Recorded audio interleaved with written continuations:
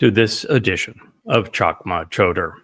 We're continuing our presentation of one of the most interesting individuals presented anywhere within the prophets of Yahweh. This individual is called a Choter. He is known and introduced by Dode, who is the Messiah and Son of God, the former and returning king. And he writes, extensively about the Choter in his 14th mashal or proverb. He is then the subject of an entire chapter of Yashayah, where the 11th chapter from beginning to end is devoted to a presentation not only of the uniqueness of this individual and his purpose, but also how Yahweh makes it possible for him to do his job. When we first encountered the Choter, as I was translating the whole of Yashayah, beginning, verse 1 of chapter 1 and moving on through the book, after Yahweh just blasts the religiosity of his people, he condemns every aspect of Judaism, and through Yashayah, he then, okay, you probably are just fine right there, buddy. Yes, hello. Okay, yes. Wookiee is doing his normal thing. He sees that there is a dog trying to usurp his position as an internet influencer, and a screen that we have on the test that shows me the results of our program. And Wookiee is a sing-along, one dog wonder, and doesn't like the competition. Doesn't know, of course, that dog in the video happens to be Wookiee. But nonetheless, there we go. All right. Well, Wookiee is going to play Wookiee. So, here we have this individual that is the subject of an entire chapter of Yashayah and an entire mashal of Dode. I mean, these are the two most prolific prophets ever. One is the most important man who ever lived, and the other is the most important prophet who ever spoke. And they both devote an entire chapter to this individual. And heretofore, there's been absolutely no recognition of him, no discussion of him. It's as if the world says, well, I don't understand this, so we're just going to pass right on by. Well, turns out, according to our king, Choter's a big deal. And according to Yashayah, Isaiah, he is essentially God's voice present with us. Now, you might say, wow, well, that would be tall cotton for sure, as my mama used to say, coming from the South, but we ought not get carried away. You see, when God spoke directly to Israel, they didn't listen. In fact, they told him to shut up and go away. So being God's voice in this world is akin to saying you want people to tell you to shut up and go away. So, it's not exactly a position that anybody should be envying, but nonetheless, it is exceedingly important because, well, it does happen to be God. What he has to say is a matter of life and death.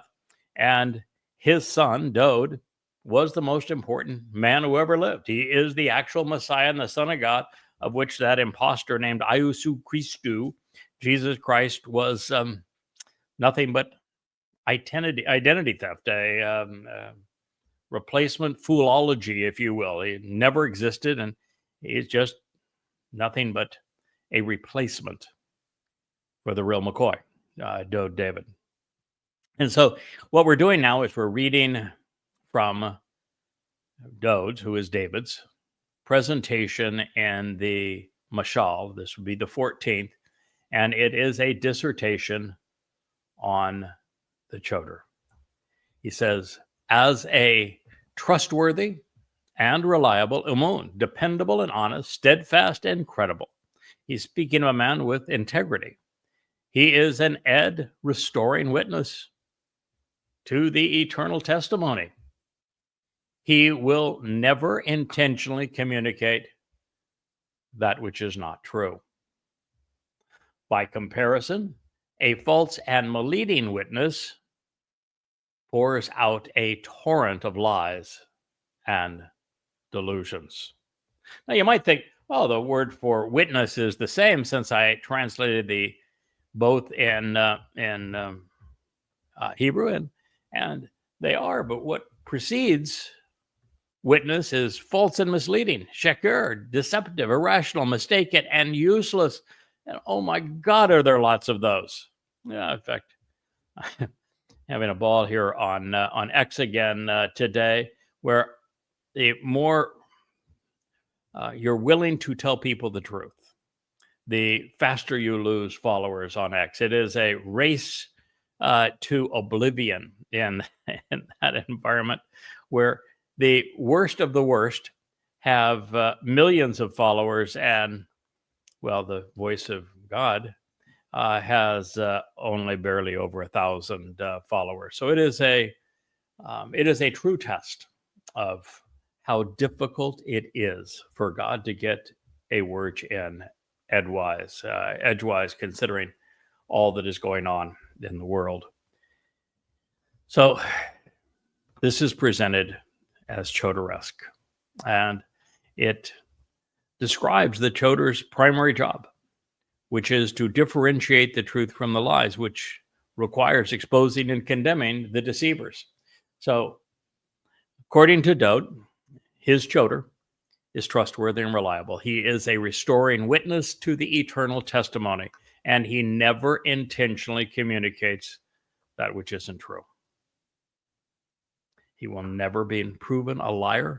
He will never deliberately deceive. He will not engage in or encourage worship of any kind. And he will not curtail, and he will curtail, I should say, the devotion to false gods, religious delusions, and errant opinions. Well, you got a whoop whoop for that.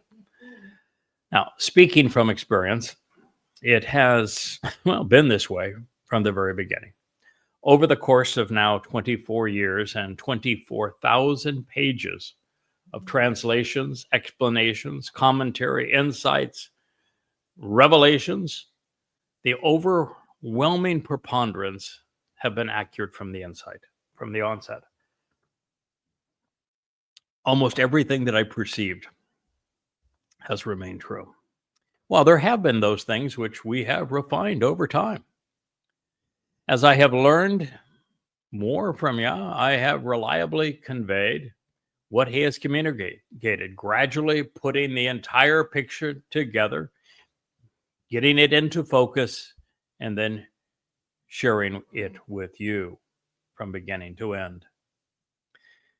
This review, therefore, of Mashal Proverbs 14 is a perfect example of that process. My previous translations and conclusions, well, they were accurate, but they were incomplete. And that is because I had not yet discovered all that Yashayah and Yah's other prophets had revealed about the full extent of this role that God has asked me to play in the awakening and redemption of his people. It was not actually until quite recently, while updating and augmenting Katsir Harvest, this volume 5 of the Yada Yahweh series, that I actually came to more fully understand the process and timing that is associated with Shabuah, and in particular, Teruah. And this is where the bull is the star attraction, with Eliah serving as the master of ceremonies, what will be the greatest show on earth. And now, after my more recent and thorough investigation into the words Yashayah has conveyed through inspiration, I can more completely and indeed accurately convey the intent of Proverbs 14. This is not only Dowd's introduction to Yashayah 11, it is specifically prophetic of what I have and will experience and what I have and will achieve on behalf of God's people. Now, recognizing that there will be two olive trees. They're both depicted on either side of a menorah, as you see over here on my right shoulder, screen left, and above my left shoulder, screen right.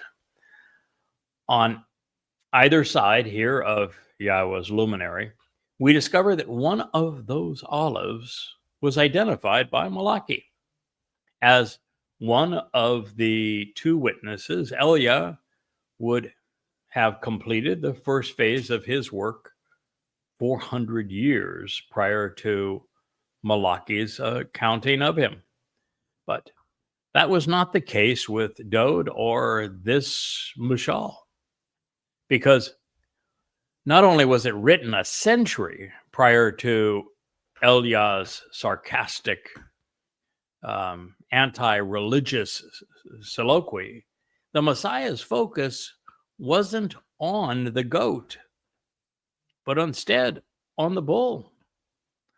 And it's Eliah who is the goat, it's Yada who is the bull. This Mashal, therefore, has been devoted to depicting the Choter's role, who is the bull, during the years prior to Dode's arrival.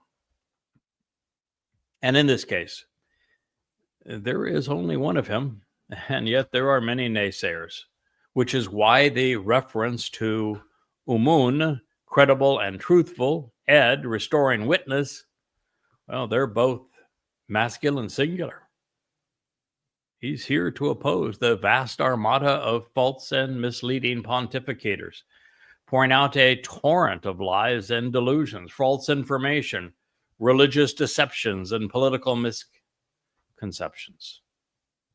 So once again, it appears that if someone else has been peering over my shoulder, well, then they have seen just how challenging a fight it is to present what's right in social media, particularly on X, since Facebook is congenial by comparison.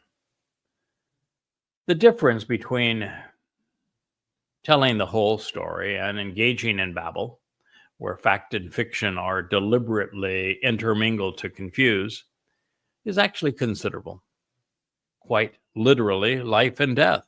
But honesty and integrity require diligence and judgment, things that scoffers and babblers seldom deploy. Those who are derisive regarding Yahweh and Yehudim quote mine, as do conspiratorialists. They lack Chakmah, all of them, which is a systematic and rational pursuit of the truth by knowing how to deduce right from wrong, or in the most challenging and most important cases, partially right from totally right. A scoffer, a derisive and babbling ridiculer, and boastful speaker intermittently seeks expertise and erudition, wisdom and technical skills perceived necessary to comprehend religious affairs, but there are none. Understanding based upon knowledge is not burdensome for the one who makes the proper connections. Mashal, word pictures, Proverbs 14:6. It is obvious when canvassing the great out there and the never land of social media that it's filled with scoffers, and their problem is they're intermediate thinkers. They not only don't scratch beneath the surface, they're sort of staccato. They find a little spot and then they turn that into a story, taking everything out of context, never scratching beneath the surface, never actually pondering what they're saying to see, there's something wrong about this. It's inconsistent with the evidence. And so what we're told is for these divisive, babbling ridiculers, there's nothing but intermittent searching. Their expertise is so shallow that they really possess no comprehension. By comparison, you have to get out of the world of the sound bites. I'm told that one of the reasons that my approach does not resonate on X is that if you write beyond 10 words, no one will actually read it. Now, of course, if you don't immediately say Trump is great or Israel is horrible, no one on X gives a hoot. 90% of those on X exist either to perpetrate genocide on Israel by condemning it of all manner of things that they haven't done that actually are the things that their enemy has done, or those who are so politically and religiously wrapped up in Trump's underwear that they couldn't see if he had holes in it. So you just don't read. You know, if you're thoughtful, you want to present a case, you want to use evidence and reason, you're wasting your time on X. It does not appeal to that audience. So if understanding based upon knowledge is burdensome, if reading more than 10 words just is much more than you can do, if actually turning here behind me and reading these books is more than you can handle, then you probably don't belong in God's family.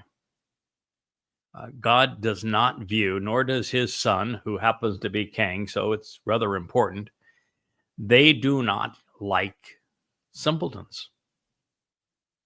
If you're ignorant and happy being that way because you'd prefer to believe than know, whether it's your political beliefs or your religious beliefs, you just flat out aren't prepared. You're not equipped to be part of the covenant family. You might as well just go away.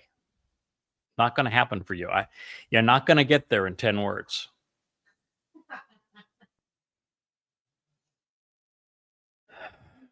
And the statement goes one step further, that it's not only assessing and developing a base of knowledge, which again is why there are 35 books behind me and not 3 pamphlets, See Dick and Jane Run.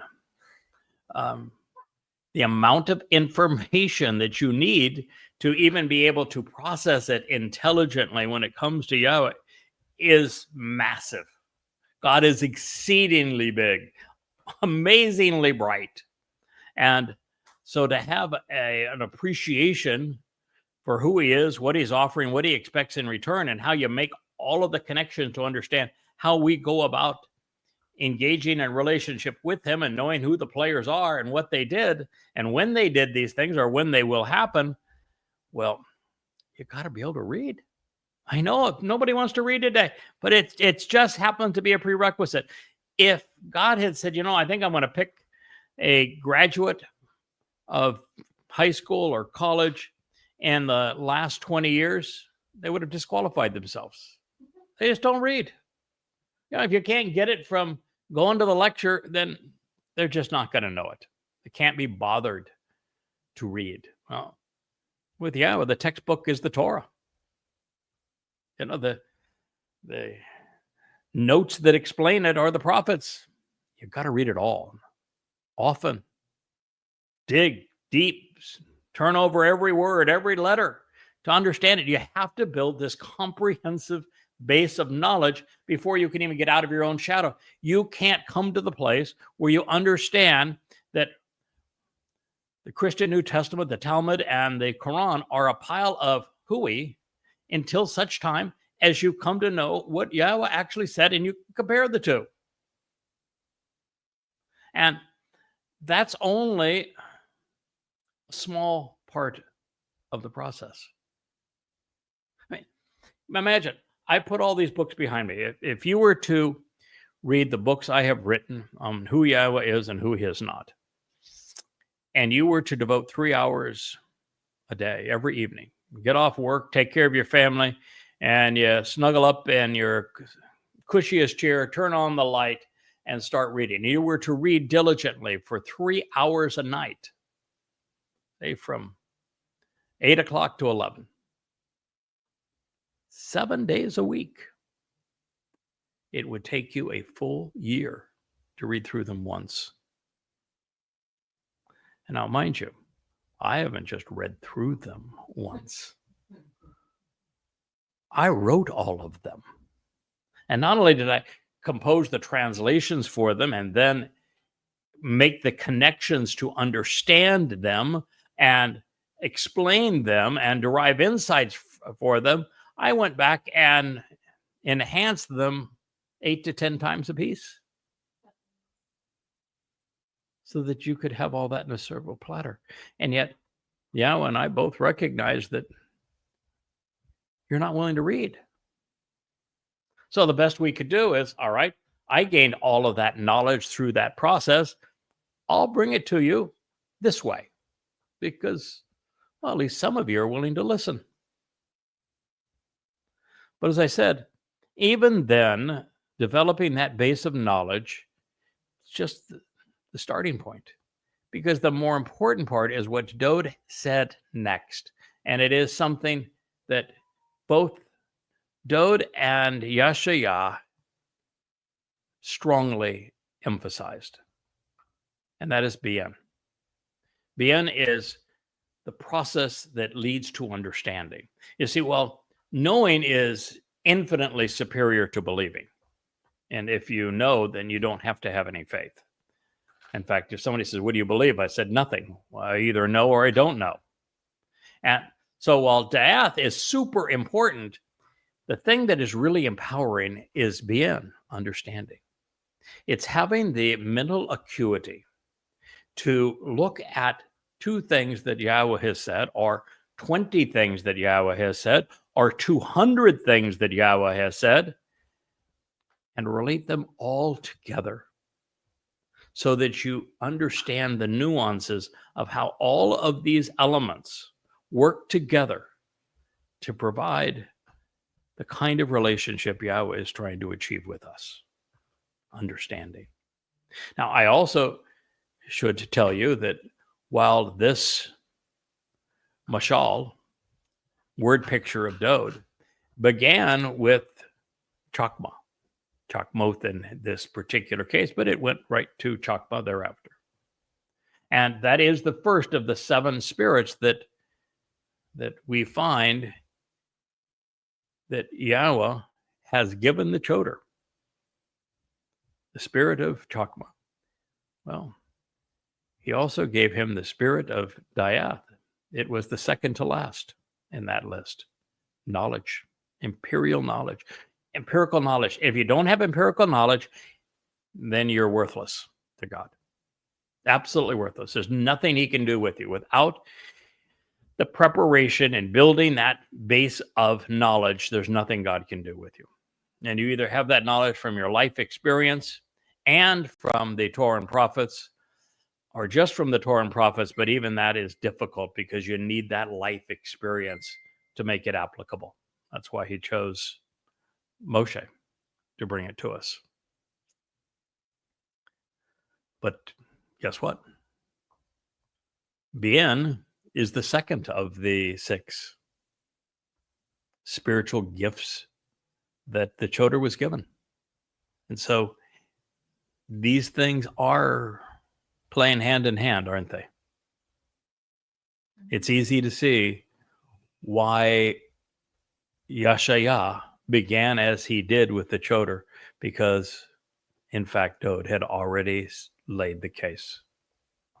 Da'ath, empirical knowledge, leading to Bien, making the proper connections, finding the common denominators between things, understanding statistical analysis to understand probabilities that lead to intelligent conclusions. Many times my wife will come in and says, you know, that such and such was said on a post that I read today, and it means this, and isn't that interesting? He said, no, didn't happen. Next. I'm just instantly able to hear something and say, true, not true. Running the probabilities on it and say, nah, not 1 chance in a billion. That's accurate. And turns out Right. I was telling somebody oh, I know it was Elon Musk. He had his son, which he calls Little X, was telling him that he should save America and save Trump. And what I wrote is that no, you can't save America. You can't save Trump. You want to save Little X, what you need to do is start reading these books. And I was telling him about the fact is that when I first encountered him, I began to write about him because he's an interesting fellow, and I predicted his future.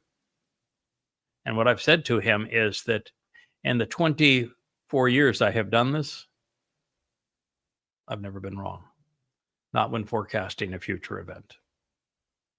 That does not make me a prophet. It makes me one who knows the prophets and who has made the connections to understand.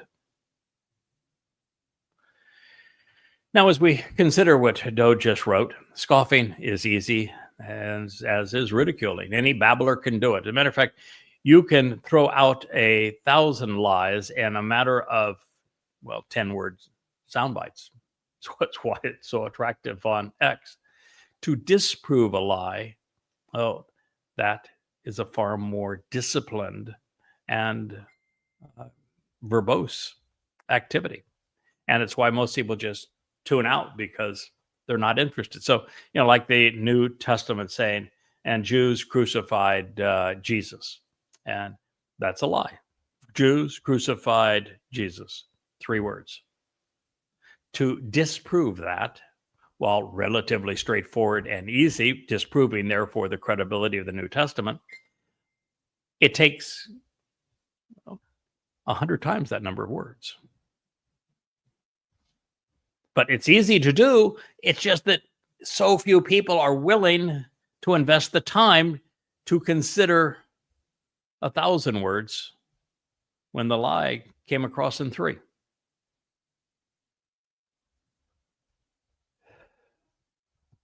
Stupid, therefore, has become exceedingly popular. The distance, however, between expertise leading to erudition and delusions of derisive opinions is it's galactic. They are like garbage trucks and beams of light that are headed in opposite directions. And by the way, speaking of garbage and beams of light headed in opposite directions, I have, and I wind down most evenings, I'll listen to presentations on YouTube, and many of my favorites are universal astronomy. And the Webb telescope turns out to have been the bane of astrologers. Most everything they've thought to be true, nope. Not even close to being true. The universe is, in fact, older than 14 billion years, as I've said for some time. This notion that it started all in one spot and then was infinitesimally small and grew expansively is not true. And almost all of their calculations and pontifications have now been shown to be inaccurate by what the James Webb telescope has found. So you always have to be careful when you're quoting an external source where you can always be confident when citing God. Now, as for the ease of understanding, if that was the intent, Dode and I differ in this extent. Either that or I am either a very, very slow study, and I don't think that's the case. And should that be, however, by comparison, the religious and political are, they're still in kindergarten. So I am way too far ahead of my audience.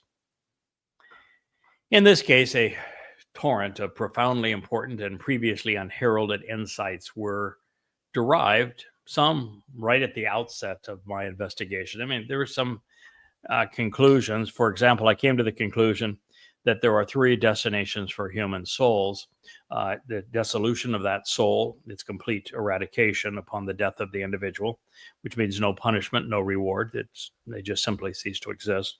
That only the most aggressive in tormenting God's people or misleading people away from Yahweh are actually sent to Sheol, which is not a place of torture, but instead a black hole where time is eternal, but no other dimensions are extant, meaning that it would be an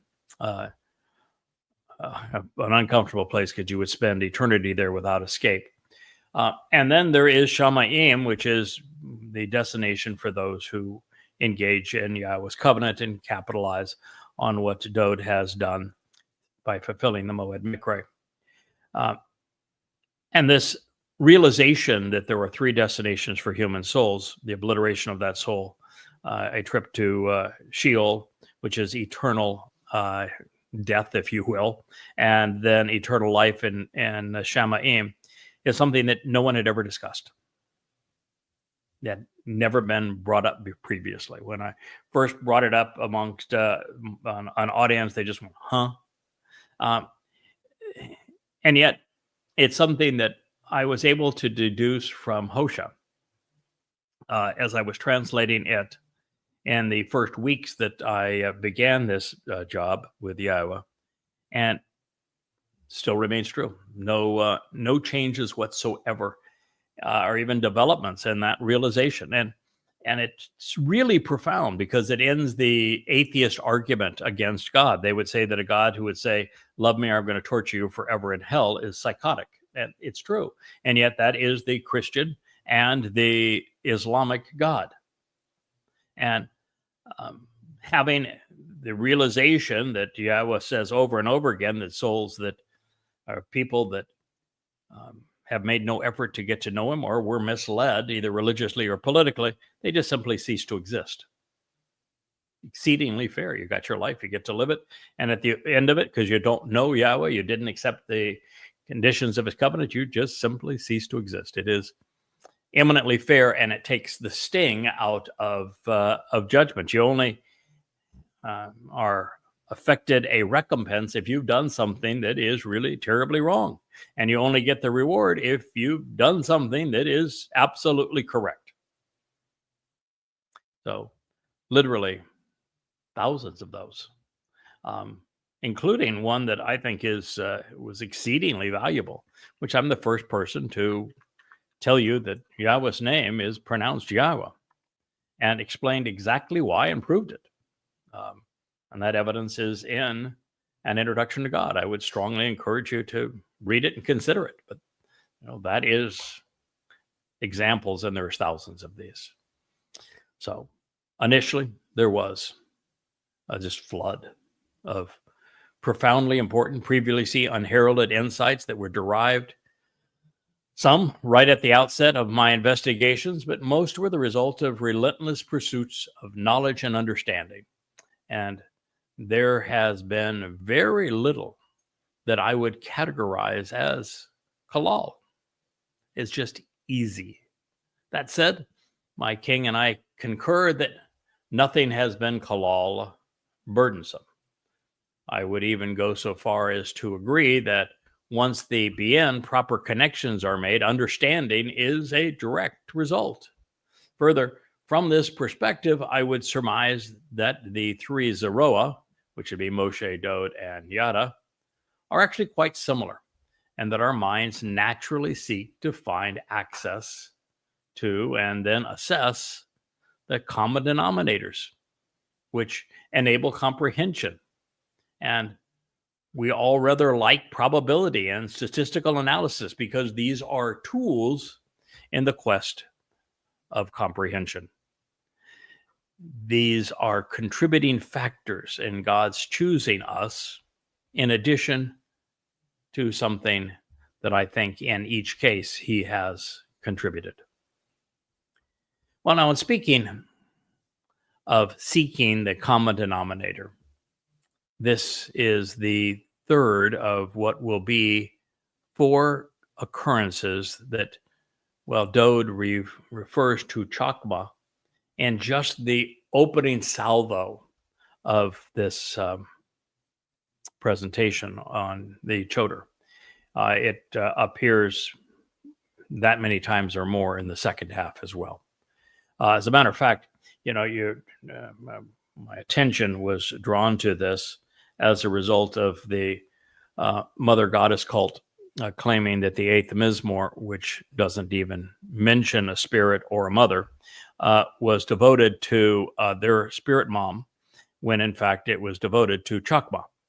And come to find out that the ninth Mizmor goes into quite depth in exposing the wickedness and the mistakenness of the woman who misappropriated God's word.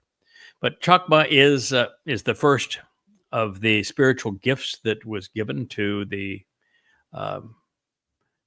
Choter by Yahweh and detailed in Yeshaya, Isaiah 11, and it is the dominant word throughout the 14th Mizmor.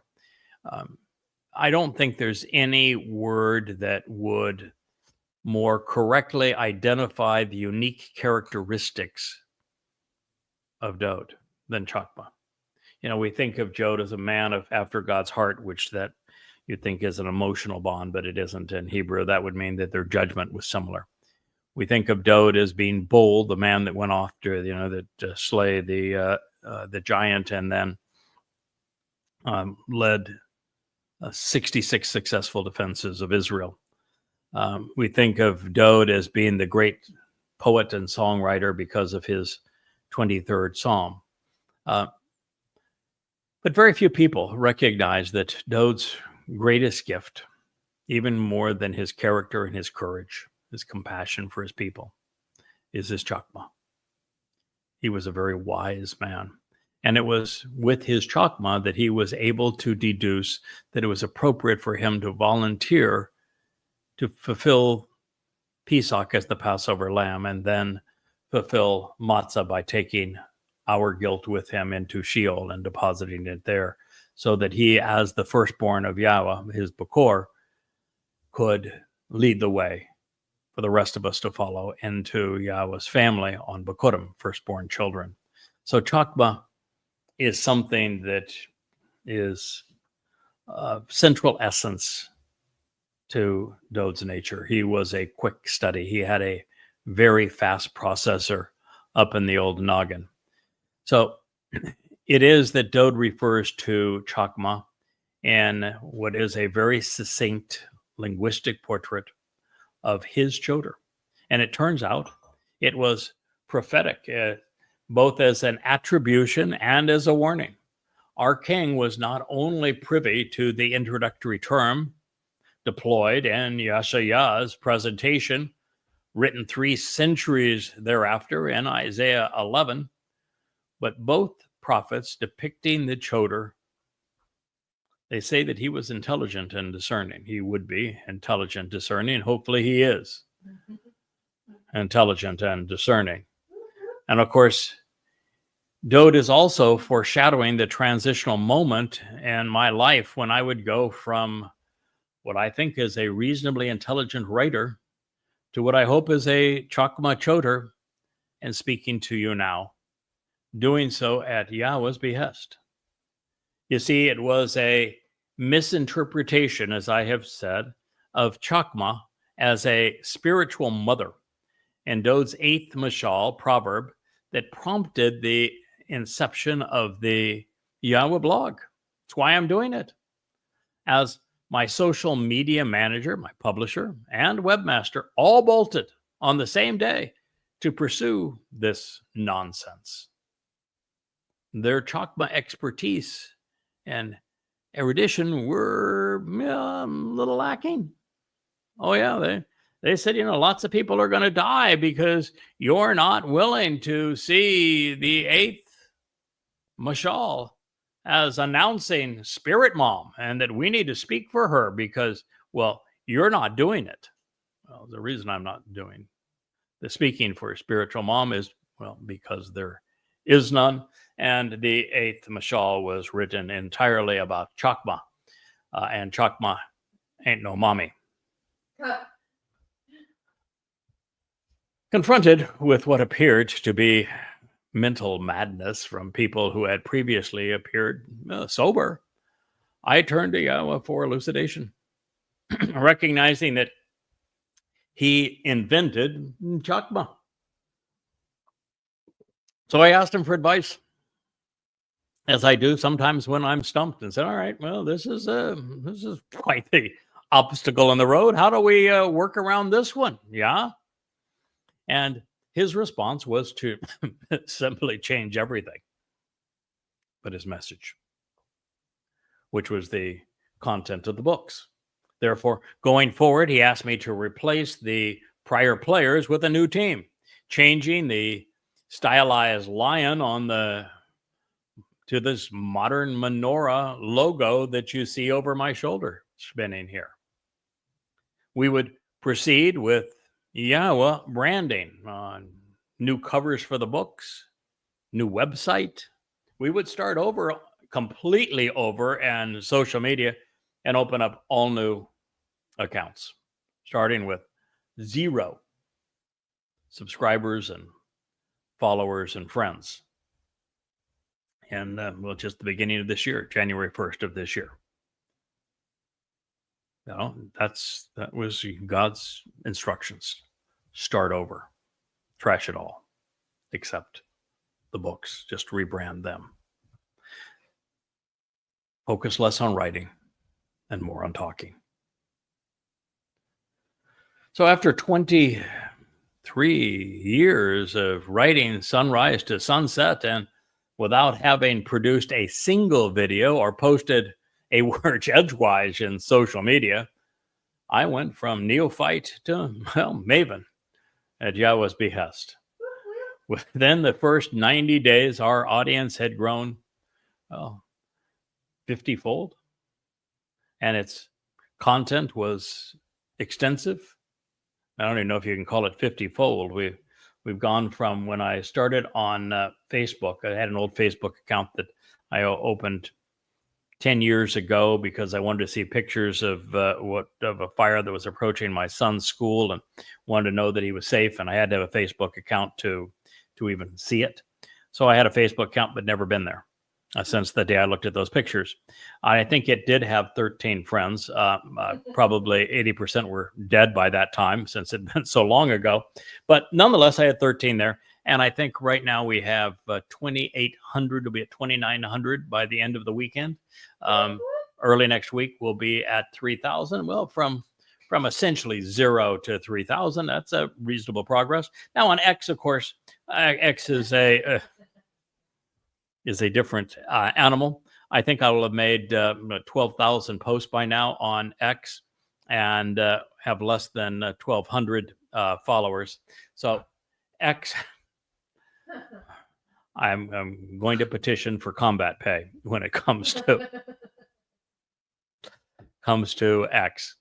Fortunately, Facebook is preferred 3-1 by Israelis, and Israelis, you are Yahweh's target audience, and so I'm delighted that you have the good taste to prefer Facebook's over X. Where, of course, we are live streaming to 3 YouTube. In fact, I think 4 YouTube channels are live streaming to 3 of them, and posting on 4 YouTube channels, and collectively, there's well over 2,000 subscribers to those YouTube channels. So, these are all encouraging beginnings, based upon what we have done thus far. So we continue. Per Yahweh's request, his covenant family had walked away from, severing all ties with, those who were now working contrary to his instructions. And so this reads, you should choose to walk away from. I guess if I had read this mashal with this in mind, it would have been pretty straightforward. As it turns out, Yahweh's advice to me was read Numbers 12, and you'll know what you need to do, which I did, translated and have shared, and we'll share again. But Dode was on his game too. He says, you should choose to simply walk away from the presence of the ignorant and irrational. Oh boy, were they ever ignorant and irrational.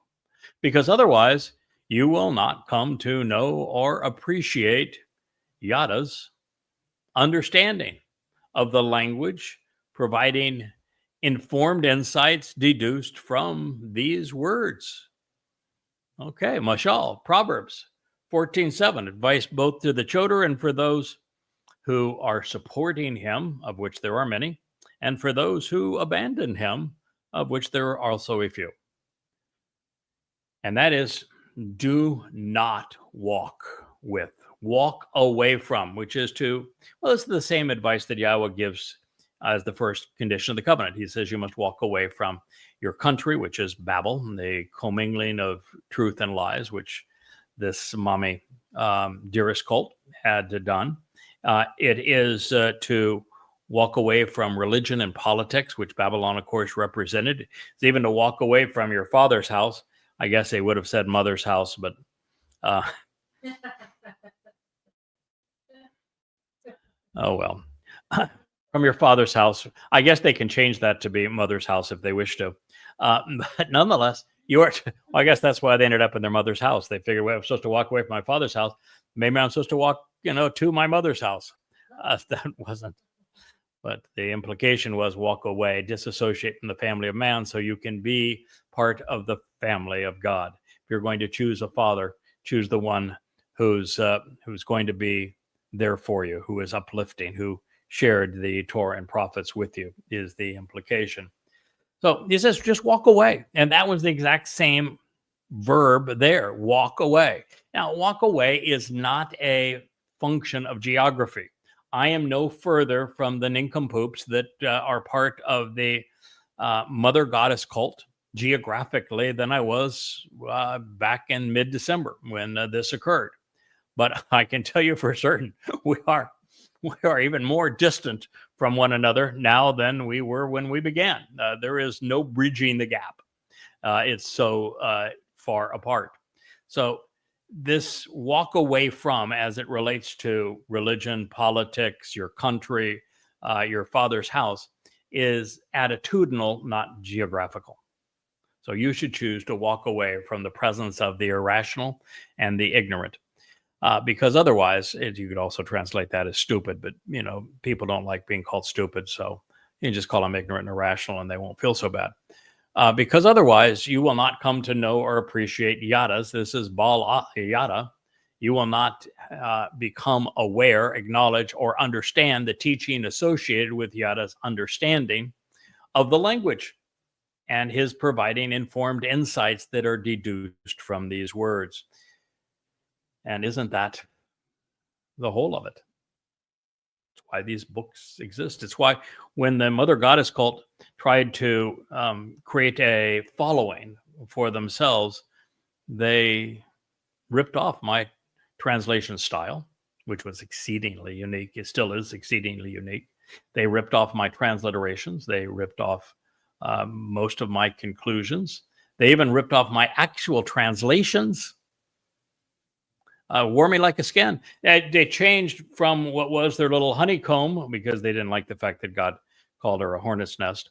And when Yahweh told me to go to the menorah and a stylized menorah at that, they now operate under a stylized menorah. They changed Yahweh's name in their translations to weave in a mother goddess, but yet they use my transliteration of Yahweh's name in the title of their website.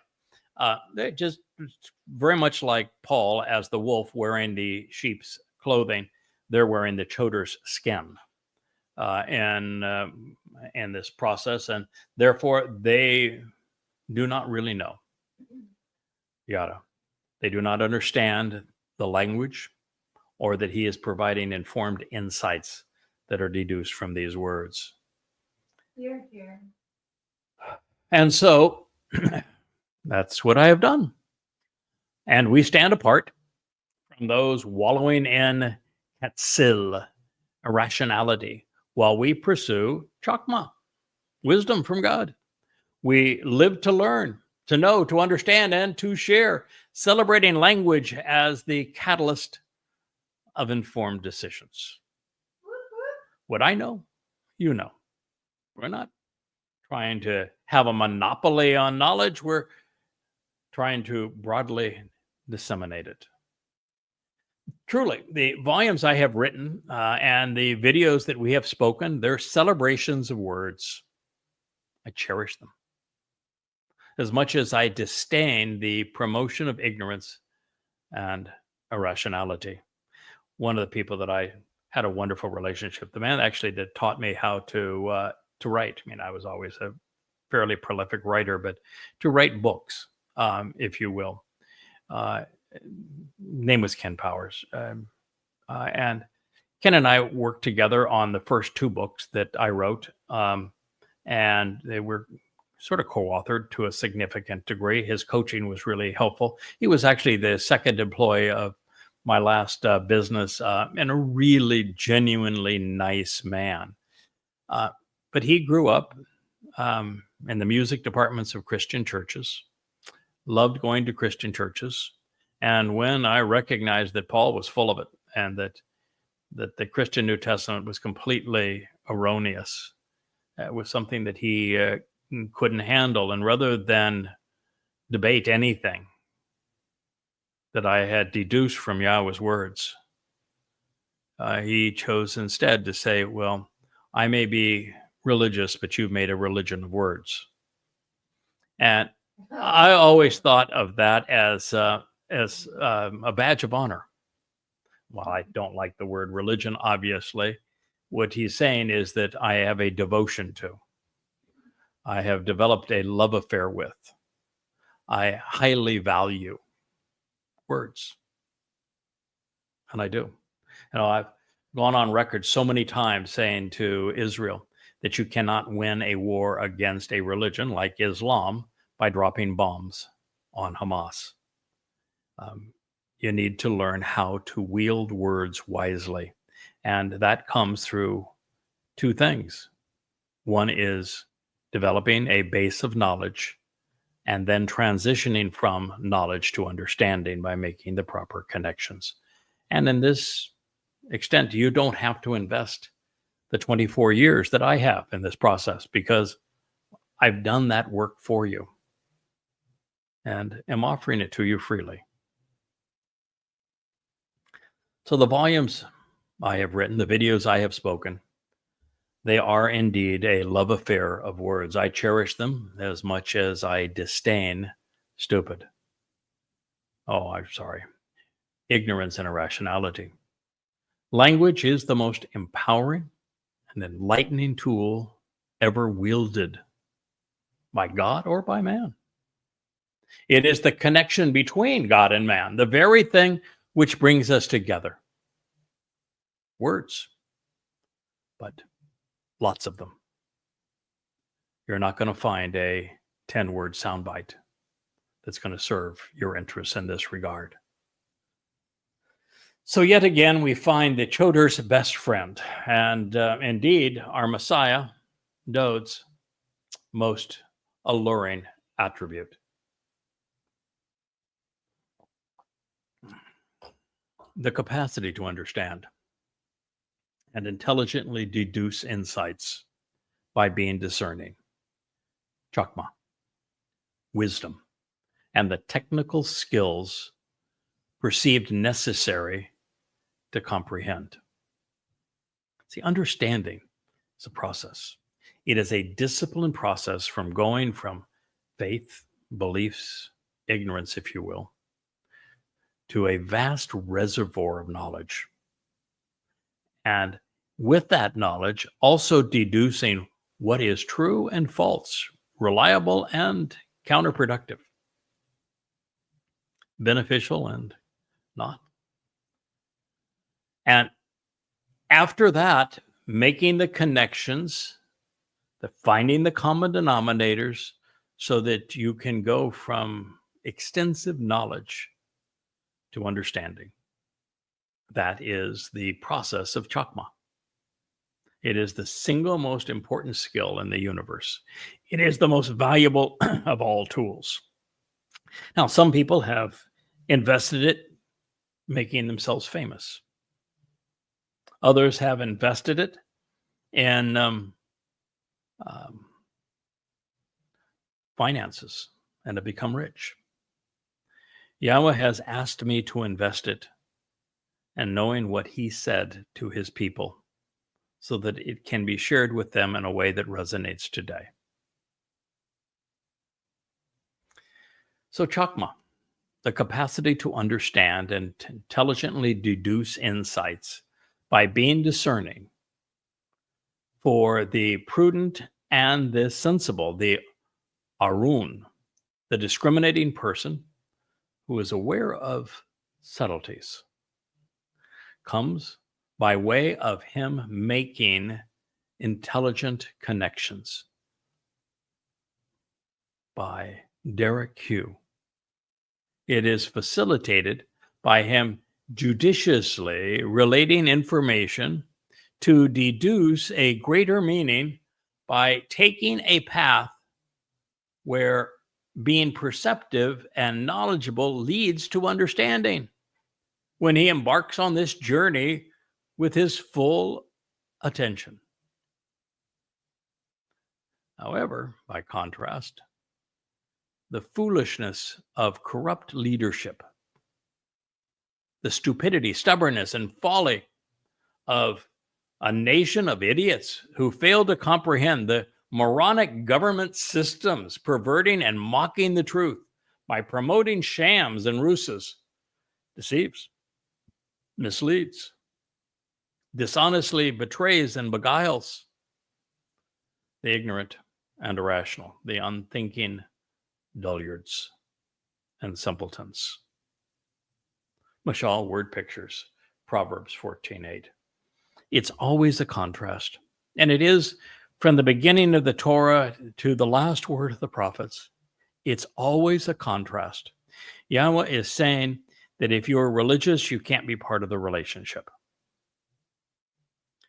If you are political, then you're going to be too prone to platitudes to focus on the words and understand the path that he has provided.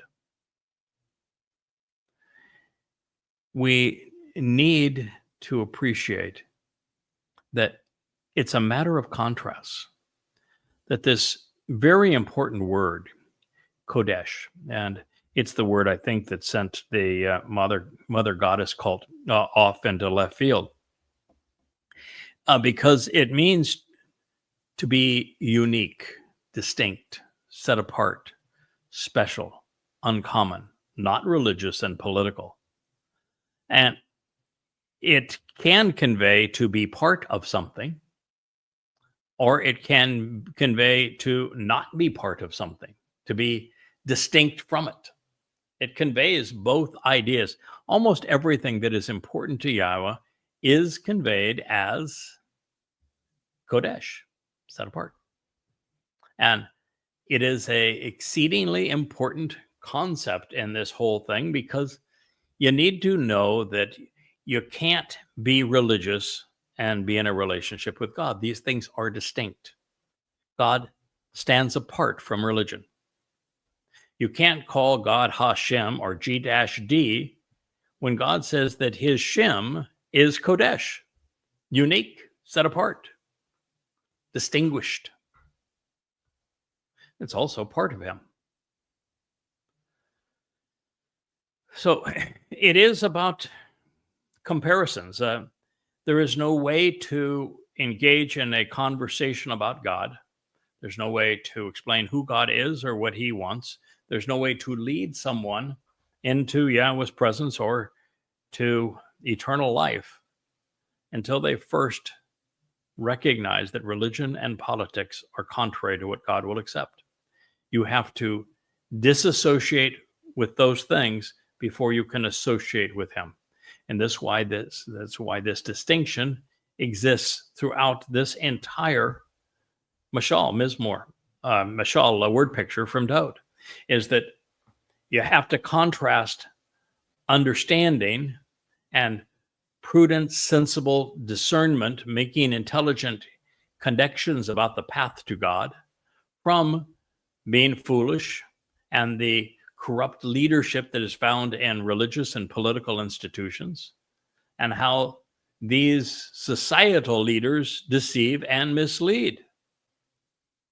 And they find it easy to do so because their audience is easy to play for fools. Boy, look at X.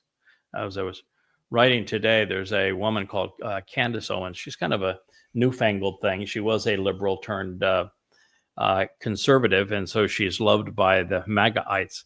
But she is a Hitler-loving, Holocaust-denying, grotesque anti-Semite. And she has, 6.8 million followers on X. And, it's one thing you can just say, well, shame on her. But no. Shame on those listening to her, who are entertained by her. Shame on those who are entertained by Tucker or Alex Jones. Millions of followers with nothing but nonsense to convey. And my view is that, the platform is somewhat to blame. The pontificator of foolishness is somewhat to blame. It's being part of that ignorant and irrational cadre of fools that they prey upon that is the most disgusting of all. You've just squandered your soul. And it's something you can't fix. You can fix a lot of things, but you can't fix stupid. So, the fact of the matter is we think our way to God, or not at all. This process begins with yada, knowing and the processing information through bien, understanding, by way of Chakmah, rationally deducing what is necessary to learn. This does not mean that every covenant member will be intellectually brilliant, only that they will have the desire to learn and to think, and the determination to understand what Yahweh is offering and expects in return. Prioritize to the point that they focus on this information long enough and think about it deeply enough that it resonates with them and they're in a position to respond intelligently. So what we all share in common is an affinity to comprehend the things of God and to reply to him in an appropriate fashion. Now, Yahweh has no issue with foolishness, particularly if the affected individuals are misled. God's concern is with Iwilith, corrupt leadership, with people in positions of responsibility who promote political platitudes and religious shams. While it's a shame to be misled, it is a crime to mislead.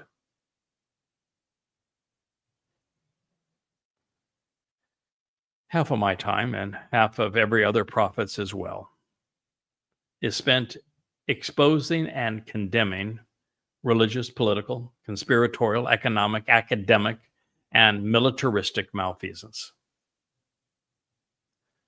It is a prerequisite because man's rubbish must be pushed aside for the truth to be seen. Now, this is because religious schemes are typically replacements. They're substitutions and counterfeits, and they're laid right on top of the truth. So as we read Dode's ongoing assessment of the Choter and his work on behalf of Yahweh and for Yehudim, we find that his rhetoric serves as a treatise on Chotering. It reflects the nature of Dode's Mizmor, too. And of course, his Mashal. His Mashal are all set in contrast. You got to give up stupid if you want to be smart. You got to give up religion if you want to be in the relationship. You have to give up faith if you want to know. And so it's all about contrast in the Mashal word pictures. But if you listen to Dode's Mizmor, he is disgusted by those who have misled others about him and what he's accomplished, or have misled others about Yahweh and what he's offering, who he is. So as we read Dode's ongoing assessment here of the Choter and his work, we find that his rhetoric serves as a treatise on the textbook, if you will, on how to do this job and how one should respond to the individual doing this job. This is what God's final witness must perceive and then must excoriate to be effective. This will be our last comment of this program, this citation from Dode's pen. Beguiled by corrupt leaders,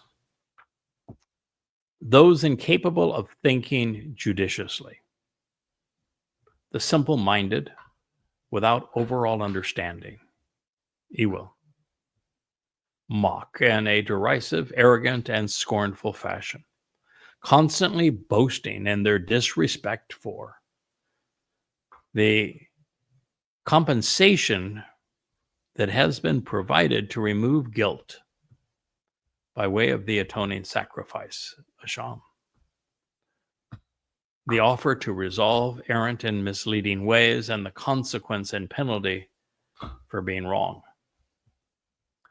Alternatively, those who are right and on the level, straightforward, observe the connections between things and come to understand the choices which lead to being approved and accepted.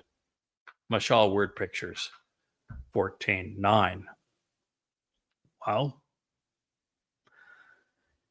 so Dode is blaming stupid on the incapacitating result of religious and political leaders who corrupt the truth, and of the inadequacy of people at large to exercise good judgment. This was largely the purpose of what was called for years political correctness, that is now no longer spoken about, because they've, rather than advancing political correctness, they never even mention the term anymore. They have cancel culture, woke ideas, or progressives, whatever they want to call themselves, socialist, communists now. But what they did initially is they made the execution of good judgment, of rational thought, a crime. That you were not politically correct, and therefore you weren't somebody who was even able to express yourself publicly unless you concurred with their position. And if you differed, then it was not politically correct. And evidence and reason were not alibis. It did not matter if they were wrong and you were right. And so what we have as a result of this war against critical thinking is people who lack understanding. Now, I look at the youth today that are out there marching with their Khalifa's scarves of terrorists on and under the flag of genocide and saying free Palestine, that means nothing but obliterate Israel. And they're liberals, exceedingly aggressive liberals, many of them from the most acclaimed universities in the country. And they're unable to think through what they're doing. They have no idea that they're rallying on behalf of a religion that treats women as if they were animals, gives them no rights, that is responsible for 90% of the terrorist acts worldwide, whose God and scriptures demand that Muslims fight to the death, killing everyone.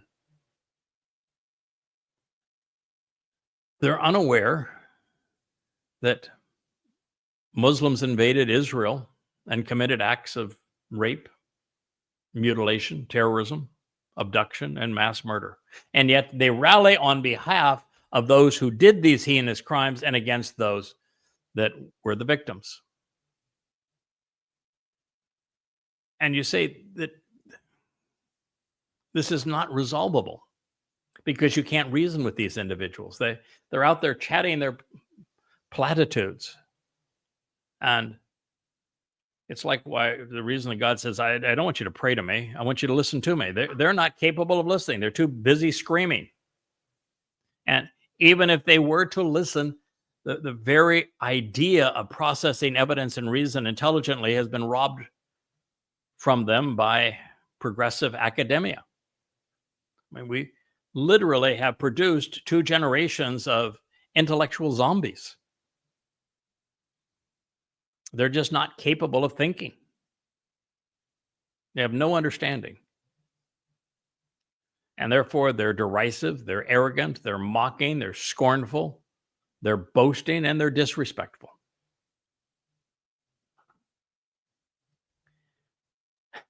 And in this case, Dode gets quite personal with the compensation provided to remove guilt by way of an atoning sacrifice, because he did that. And that's why when I share with people the greatest discovery in human history, they go, "Oh yeah, sure." The greatest discovery in human history is this very thing.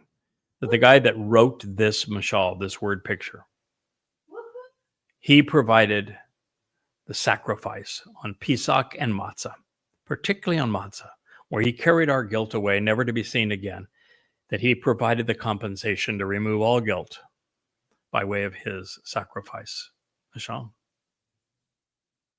And today, I don't even think there's 1 person in a million that knows that. It's the primary purpose of the Yahweh blog, other than to reintroduce Yahweh's name to the people that erased it. It's to refamiliarize Israel with their Messiah, their King, their Shepherd, the very Son of God, who fulfilled Pesach and Matzah, providing this compensation to remove their guilt so they could be present in Yahweh's company and his.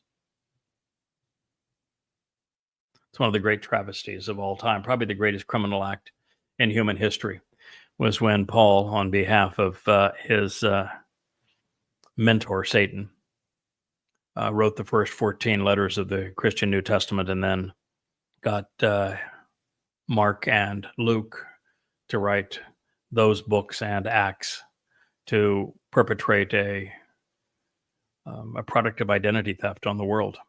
And when the Jews in Jerusalem didn't recognize Dode's fulfillment of Pesach, Matzah, and Bakodim, and allowed them to get by with this with all evidence to the contrary, it's the single greatest crime that's ever been permitted. And it's based entirely on replacement foolology and counterfeiting and identity theft. And yet you tell people this and they can't process it, and yet this is what Dode is saying. And when you talk about the Choter, since he is the very person that came to recognize this and has made it integral to the Yahweh blog and his books, we're speaking of the same individual, aren't we? We're working together to correct this terrible wrong. And he says, therefore, those who are straightforward and right, and they're on the level, they observe the connections between things to understand they are Bien. And Bien, again, is one of those 7 spirits that's offered to the Choter in Yeshaya 11. And based upon this understanding, we now know what the choices we must make if we're going to be approved and accepted by Yahweh and be part of his covenant family. It's a rather profound statement, don't you think? Brought to you by the man who knew, because he enabled the process. And he was a prophet and wrote about it 1,000 years before he fulfilled his promises. Isn't it a shame that his own people have denied him and themselves of this terrific gift? I thank you for listening to Dode's Mashal, his word picture, the 14th, as he introduces the world to his Choter. I am that Choter, Yada, and I thank you for listening.